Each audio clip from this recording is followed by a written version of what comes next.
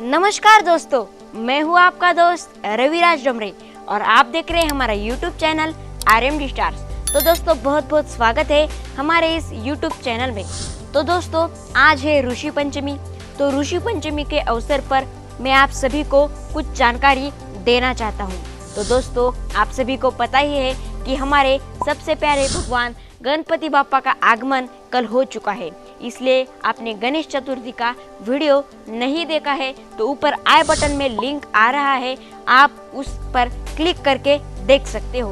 तो चलिए दोस्तों ऋषि पंचमी के जानकारी को प्रारंभ करते हैं। ऋषि पंचमी भाद्रपद के शुक्ल पक्ष की पंचमी को ऋषि पंचमी कहते हैं।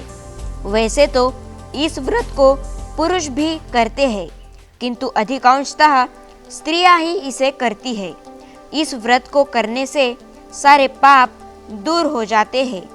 यह व्रत जाने अनजाने में किए गए पाप कर्मों की शांति के लिए किया जाता है। इसका जो विधान है हम आगे देखेंगे। चिड़चिड़ा के डंठल से 108 बार दातून करके मिट्टी में स्नान और पंचग व्यापन करें। पुनः स्नान करके आंगन में वेदी बनाकर उसे गाय के गोबर से लीपे। उस वेदी पर पर्वतों में मंडला बनाकर विभिन्न रंगों से रंगा हुआ मिट्टी या तावे का कलश रखे। ऊपर से ढक्कन में जौ भरकर रखे।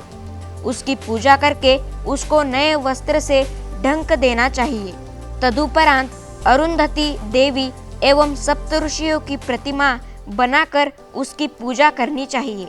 सप्तऋषियों में गौतम, भारद्वाज, विश्वामित्र, जमदग्नि, वशिष्ठ, कश्यप और अत्रि ऋषि को माना जाता है।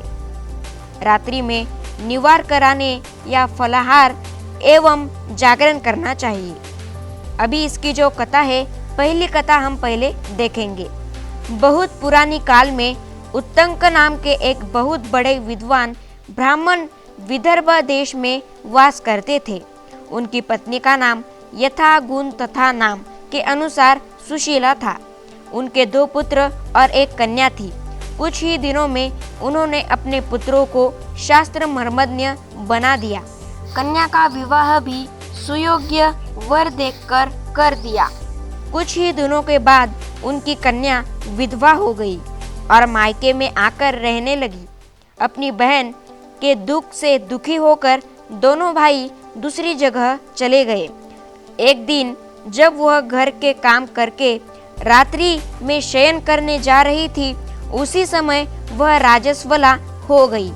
शरीर में कीड़े पड़ गए और दारुण व्यथा के कारण वह बेहोश हो गई।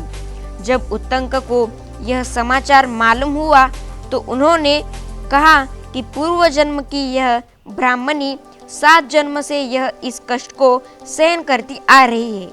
एक बार इसने राजस्वला होने की हालत में घर के बर्तनों का स्पर्श कर दिया। अतः धर्मशास्त्र में कहा गया है कि प्रथमे हति चांडाली, द्वितीय ब्रह्मघातिनी। प्रथमे हति चांडाली, द्वितीय ब्रह्मघातिनी, तृतीय रजकी प्रोक्ता, चतुर्थे हति शुद्धयति, चतुर्थे हति शुद्धयति। इसका अर्थ है कि रजस्वला स्त्री पहले दिन चांडाली, दूसरे दिन ब्रह्मघातिनी, तीसरे दिन रजकी होती है, चौथे दिन स्त्री शुद्ध होती है। अतः उन बर्तनों में जिसने भोजन किया वे सभी कष्ट पा रहे हैं। उन्हीं के श्राप से यह भी कष्ट भुगत रही है। इस कष्ट से छुटकारा पाने के लिए इसे ऋषि पंचमी का व्रत करना पड़ेगा। तभी से ऋषि पंचमी का व्रत होने लगा। अभी हम ऋषि पंचमी व्रत की कथा दूसरी देखेंगे। प्राचीन काल में विदर्भ में एक प्रतापी राजा प्रसेनजीत था। उस समय वहाँ एक सुमित्र नाम का विद्वान रहता था। एक समय उस ब्राह्मण की पत्नी रजस्वला होने पर घर के बर्तनों का स्पर्श करती रही और अतिथि पूजन में भी उन दिनों में लगी रही। कालांतर में इस दोष के कारण अगले जन्म में सुमित्रा बैल और जयश्री ब्राह्मणी कुतिया बनी। दोनों का जन्म अपने पुत्र के घरेलू पशुओं में हुआ।